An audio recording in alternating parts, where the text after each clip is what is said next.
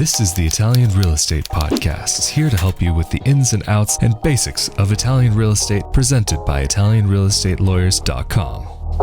Hello and welcome back to another episode of the Italian Real Estate Podcast. I am Rafael Di Furia, back again here with Marco Permunian and special guest today, Andrea Permunian. Today we wanted to talk a little bit about going to auction, about purchasing property at an auction here in Italy, because there is a little bit of a different process when it comes down to it. There, of course, are similarities when going through the general private market.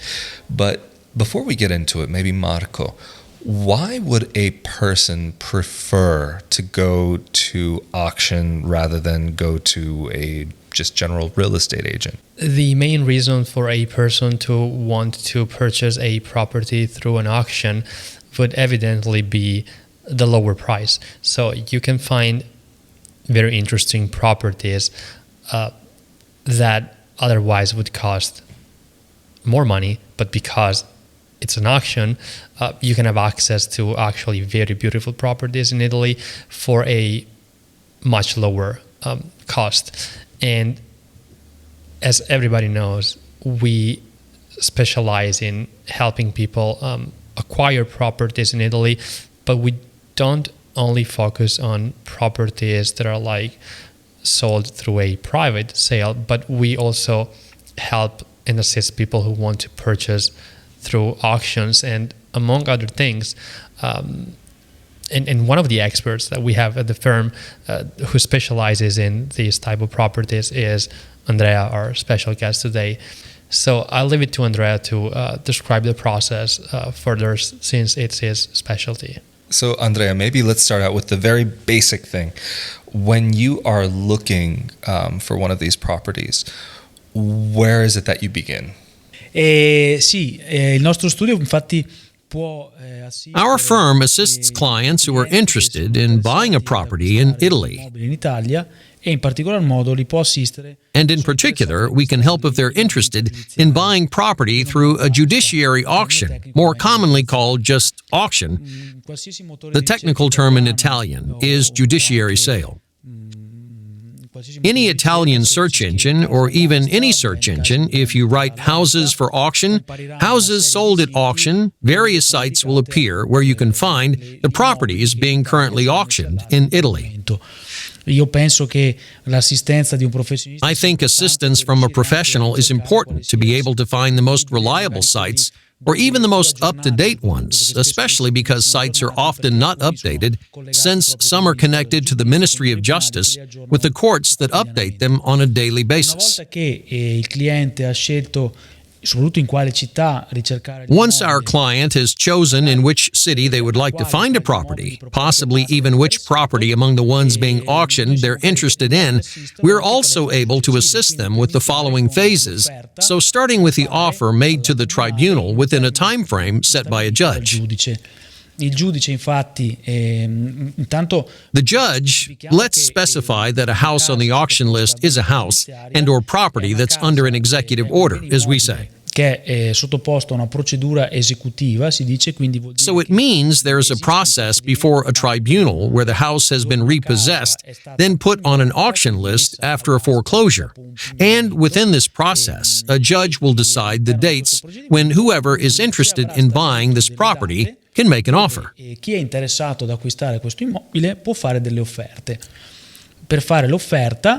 To make an offer, it's necessary to deposit beforehand, enclosed in an envelope, an amount of money, usually via a cashier's check, with which the interested person can make a kind of deposit. It's easier if we just use that term. Anyway, this deposit is based on the total sale price that is usually 10% of the auction guide price. Each property is assigned a price, which is the minimum price from where the auction will start. 10% of this amount needs to be deposited by whoever is interested in making an offer within a time frame, usually 10 days before the auction day.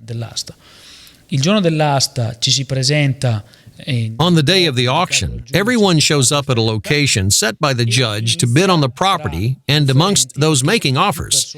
Because more than one person may be interested in buying the property, the bidding war starts, and of course, the person that offers the highest amount will win the property at the end of the auction. Questa persona viene chiamato in termine giuridico. This person is called the successful bidder, so they're not the owner yet. This person is only the successful bidder. In un termine specifico che solitamente In a specified time frame, which is usually within 120 days from the auction, whoever won the property has to pay the balance due. So to pay the amount that was bid on the day of the auction, minus the deposit they have paid. It's a very important time frame, because if the balance is not paid, the property will go back on the auction list.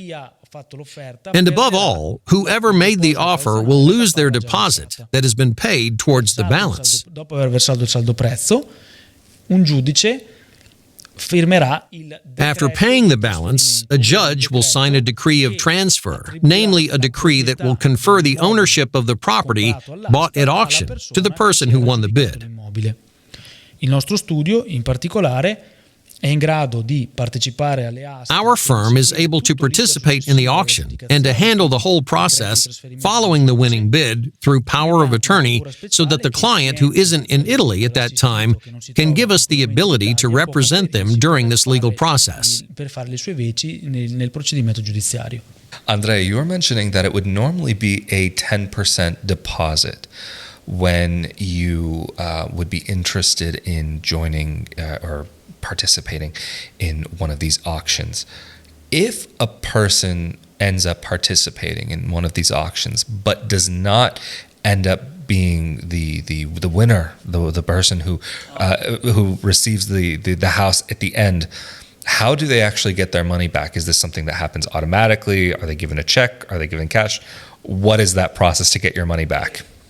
Those who participate in the auction, who don't win the property, are entitled on the same day of the auction to receive back the deposit in the same manner it was paid. Nelle stesse forme con cui la caparra era stata versata. So if the deposit was paid with a cashier's check, it will be given back on the day of the auction. Oh, okay. Ok. So if you give a cashier's check, then you would receive the cashier's check. But is it also possible to make this deposit through a bank transfer also?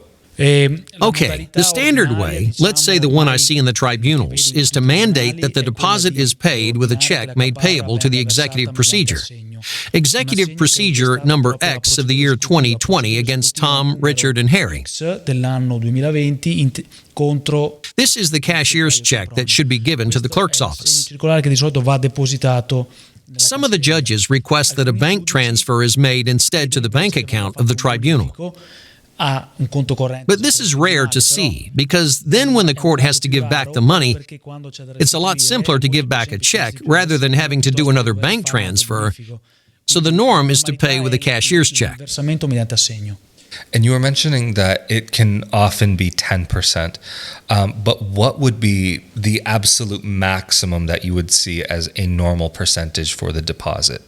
30%, no more than that. Non di più. You would never see more than that. Okay. No. 30% of the bid. Offerto. Quindi chiariamo. So let's clarify. The property goes to auction with a price set by a surveyor. A surveyor values the property and says this property is worth a certain amount. Vale una determinata cifra.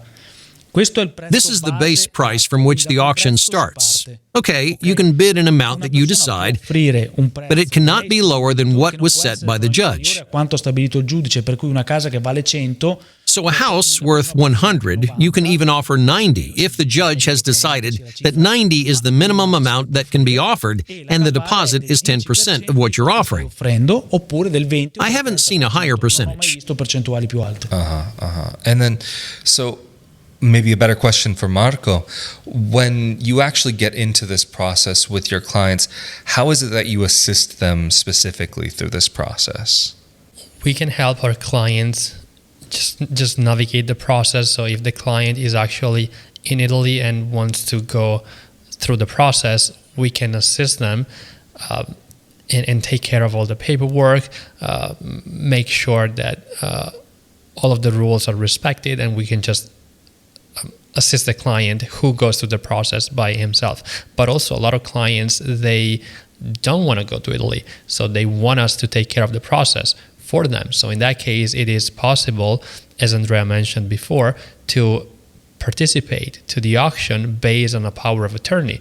So in those cases, we help our clients who are in a foreign country, and we take care of all of the of the whole process on their behalf. In either case, we also assist our clients in getting ready for this type of process. So there are some preliminary steps that needs to be taken care of. For example, having a tax code is important. So if the person doesn't have a tax code yet, we help the person get a tax code. And getting a tax code is possible even if you are not an Italian citizen, even if you don't reside in Italy. Getting a tax code is possible even if you reside abroad. You have to go through a process through the Italian consulate. And of course, just to clarify for our audience, having a tax code doesn't necessarily mean that you have to pay Italian taxes. It's just an identification number that is given to you. It is very similar to a social security number, which is given also to non-US citizens. So whenever you have to do or be part of a transaction in Italy, you need to have this identification number in order for the Italian government to identify you as a person.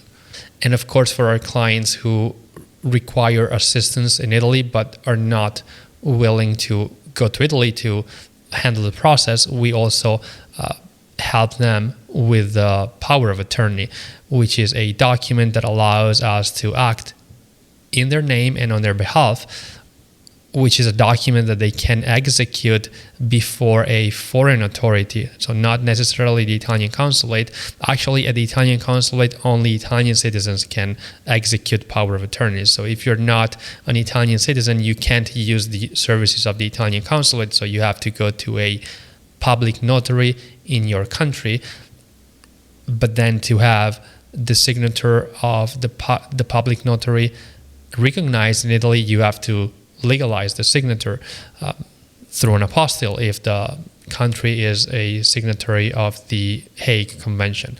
So, and also the document needs to be translated into Italian to be fully valid and acceptable in Italy. So not only we help our clients in the actual process, but we take care of also all of the preliminary steps that come before the actual process. Just one last question for today's podcast. When a person decides to go through one of these auctions rather than going through a private seller, is there any question of the status of the house, or is there anything different about a house that you purchase at an auction rather than through a private sale? Come abbiamo visto, dal punto di vista formale, le procedure sono molto diverse. As we've seen from a formal point of view, the procedure is very different. Buying a house privately requires a negotiation between seller and buyer and then a deed of sale. Una casa che è sottoposta a vendita giudiziaria, whereas buying a house through an auction requires participating in a series of bureaucratic steps that we previously talked about. Sostanzialmente invece l'acquisto è il medesimo. Fundamentally, the purchase is the same. There aren't any differences. Quindi con un decreto di The house that is sold through auction with a decree of transfer from a tribunal has the same characteristics of a house being sold through a private sale. viene trasferita libera da pesi. The house is transferred free of previous taxes, obligations, and prejudices. Ex novo. The house is bought as new.